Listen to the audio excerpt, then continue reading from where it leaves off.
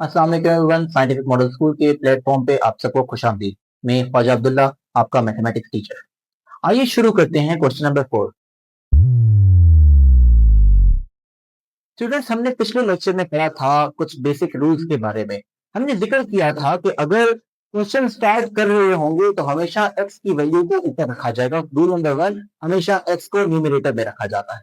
Rule number 2 के बारे में डिस्कस किया था। हमने कहा था अगर दो चीजों के दरमियान रिलेशन डायरेक्ट है तो हमेशा हम नीचे से ऊपर की तरफ जाएंगे, और अगर हमारा रिलेशन इनवर्स होगा तो हमेशा हम ऊपर से नीचे की तरफ आएंगे।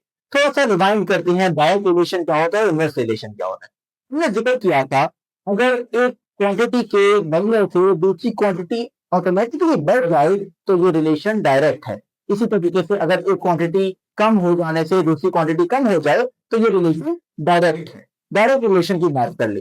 इनवर्स में क्या होता है, इनवर्स में अगर एक चीज बढ़ती है तो दूसरी कम हो जाती है, एक कम होती है दूसरी बढ़ जाती है। ये रिलेशन इनवर्स है। एग्जाम्पल के साथ समझते हैं। अगर फॉर एग्जाम्पल मैं एक मार्कर खरीदता हूँ जो कि 50 रुपीज का आता है, मैं दो मार्कर खरीदता हूँ 100 रुपीज के आएंगे, तीन मार्कर खरीदूंगा तो ये प्राइस बढ़ती जाएगी। मैं जितने जितने मैं मार्कर खरीदता जाऊंगा उतनी उतनी मेरी प्राइस बढ़ती जाएगी। इन दोनों के दरमियान रिलेशन डायरेक्ट का है। लेकिन इसके डायरेक्ट अगर दूसरी साइड पे देख लिया जाए, हमने बात की थी मजदूरों की। अगर 15 मजदूर मिलकर काम करके कोई भी काम 5 दिन में खत्म करते हैं, हमने कहा मजदूरों को बढ़ा दिया जाए, 15 की जगह 30 कर दिया जाए तो काम जल्दी खत्म हो जाएगा। तो मजदूरों का और दिनों का रिलेशन आपस में ये इनवर्स रिलेशन है। एक वैल्यू के बढ़ने से ऑटोमेटिकली दूसरी वैल्यू कम हो जाती है। तो यहां तक हमने रिकैप जो है पिछले देख लिया।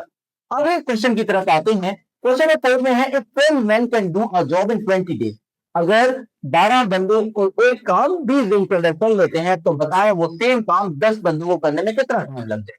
क्वेश्चन में देखिएगा हमारे पास एक चीज है मेन, दूसरी जो चीज है वो डेज है। तो हमने एक तरफ लिख दिया मेन और दूसरी तरफ हमने लिख दिया डेज। मेन के नीचे 12 लिख दिया और डेज हमें लग रहे थे 20। क्वेश्चन में देखिएगा हाउ लॉन्ग विल 10 men, तो मेन में दोबारा 10 आ गया और डेज को फाइंड करना है तो हमने यहाँ पे एक्स लगा दिया। रूल नंबर 1, हमेशा एक्स की वैल्यू ऊपर आती है और साथ दूसरी जो भी वैल्यू होगी वो नीचे आते हैं। इक्वल लगा दीजिएगा। अब चेक करते हैं कि रिलेशन कौन सा है, रिलेशन डायरेक्ट का है या इनवर्स का। अगर 12 बंदे 20 दिन में काम खत्म कर लेते हैं, हमने बंदों को कम कर दिया तो बताइएगा बंदे कम होने की वजह से दिन ज्यादा लगेंगे कम लगेंगे। हमें ये पता चला कि अगर हम बंदों को कम करते हैं तो मुश्किल से काम खत्म होगा, दिन ज्यादा लगेंगे। तो अगर एक वैल्यू के कम हो जाने से दूसरी वैल्यू बढ़ हुई है तो ये इनवर्स रिलेशन है। इनवर्स रिलेशन में हमने पढ़ा था हमेशा टॉप से बॉटम की तरफ आते हैं। तो हमने 12 पहले लिख दिया, 10 बाद में लिख दिया। अब ये देखिएगा ये 20 डिवाइड हो रहा है, वहां जाके मल्टीप्लाई कर दीजिएगा। x equals to 12 over 10 multiply by 20, 0 0 तक कर दीजिएगा। 12 को 2 से मल्टीप्लाई करेंगे तो आपका आंसर आ जाएगा x इक्वल टू 24। यूनिट लाजमी लिखिएगा। हमारे पास हम फाइंड कर रहे हैं x की वैल्यू जो कि डेज है, तो days x equal to 24 days. आइएगा स्टूडेंट्स क्वेश्चन नंबर 5 की तरफ बढ़ते हैं। क्वेश्चन नंबर 5 में कह रहे हैं, if 20 people can work a job in 15 days, how many people are required to complete the project in 10 days? अगर 20 बंदे 15 दिन के अंदर काम खत्म कर लेते हैं और हम चाहते हैं कि वही काम 10 दिन के अंदर खत्म हो जाए तो बताएं कितने बंदों की जरूरत होगी। सबसे पहले क्वेश्चन की तरफ देखते हैं। हमारे पास एक जो वैल्यू है वो पीपल है जो इंपॉर्टेंट है, और दूसरी जो चीज है वो डेज है। हमने एक तरफ पीपल लिख दिया और दूसरी तरफ डेज लिख दिया। 20 पीपल जो कि काम खत्म कर रहे थे 15 डेज के अंदर, तो वो कह रहा है कि बताएं 10 डेज में मेरा काम खत्म करना है तो कितने लोग चाहिए होंगे। हमने यहाँ पर x की वैल्यू ली। उसके बाद हमने रूल नंबर 1 का जो जिक्र किया था उसमें हमेशा हमने कहा था x को न्यूमरेटर में रखा जाता है, ऊपर की तरफ रखा जाता है। तो x को ऊपर रख दीजिएगा और साथ जो वैल्यू होगी उसको नीचे रखकर इक्वल का निशान लगा दीजिएगा। फिर दूसरा जो काम है वो ये है कि रिलेशन चेक करना है, दोनों के दरमियान रिलेशन क्या है। अगर 20 बंदे 15 दिन के अंदर काम खत्म कर लेते हैं और 10 दिन के अंदर में काम चाहिए तो कितने लोग चाहिए होंगे। हमने सोचना शुरू किया अगर हमें काम जल्दी चाहिए तो ज्यादा लोगों की जरूरत होगी। तो इसका मतलब एक वैल्यू के कम होने पर दूसरी वाली वैल्यू बढ़ रही है, तो ये रिलेशन इनवर्स है। हमने पढ़ा था रूल नंबर 3 में इनवर्स वैल्यू जब होती है तो हमेशा हम लोग ऊपर से नीचे की तरफ एरो लगाते हैं। तो 15 डिवाइडेड बाय 10। ये 20 डिवाइड हो रहे हैं, वहां जाके मल्टीप्लाई कर दीजिएगा। x equal to 15 by 10 multiply by 20। 0 और 0 कट गया, हमने 15 को 2 से मल्टीप्लाई किया तो हमें पता चला x इक्वल टू 30। यूनिट क्या है हमारे पास? x की पीपल। तो इसका मतलब ये है कि 10 दिन में काम खत्म करना है तो 30 लोगों की जरूरत होगी। Thank you. आइए स्टूडेंट्स क्वेश्चन नंबर 6 की तरफ मूव करते हैं। क्वेश्चन नंबर 6 में कहा गया है अगर 1 दर्जन अंडे की कीमत जो है वो 96 रुपीज है तो बताएं 8 अंडों की कीमत कितनी होगी। तो क्वेश्चन में हमारे पास जो चीज दी हुई है वो एक तो है क्वांटिटी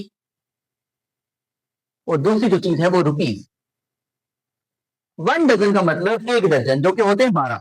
12 अंडों की कीमत कितनी है? 96 रुपीज। तो बताएं 8 अंडों की कीमत कितनी हो? एक्स लगा दिया। हमने रूल नंबर 1 में डिस्कस किया था हमेशा x की वैल्यू न्यूमरेटर में लिखी जाती है, तो वही काम करेंगे, x को न्यूमरेटर में लिख दिया और साथ जो वैल्यू होगी उसको नीचे डिनोमिनेटर में लिख इक्वल्स का निशान लगा दिया। चेक करते हैं दोनों के दरमियान रिलेशन कौन सा है, डायरेक्ट का या इनवर्स। अगर 12 अंडों की कीमत 96 रुपीज है, 8 अंडों की कीमत कम होगी या ज्यादा होगी, तो हमें पता चला कि अगर अंडे कम होंगे कीमत भी कम ही होगी, पैसे कम देने पड़ेंगे। तो इसका मतलब एक वैल्यू कम करने से दूसरी वैल्यू कम हो रही है, तो डायरेक्ट रिलेशन है। डायरेक्ट रिलेशन में हमने रूल पढ़ा था हमेशा नीचे से ऊपर की तरफ जाते हैं।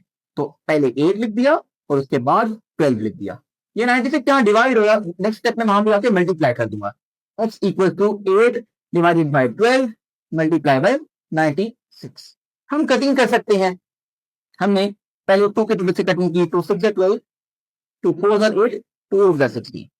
फिर किसी भी टेबल से कर लें आप, दोबारा 2 से कर लें, 2 3 6, 2 2 4, 2 4 8। फिर 3 की टेबल से कटूंगी, 3 1 3, 3 8 24 और 8 8 64। तो x की वैल्यू हमारे पास आ गई 64। यूनिट क्या है हमारे पास? रुपीज। तो इससे पता चला कि अगर हम 8 अंडे लेना चाहते हैं तो वो 64 रुपीज के हमें मिल जाएंगे। Thank you.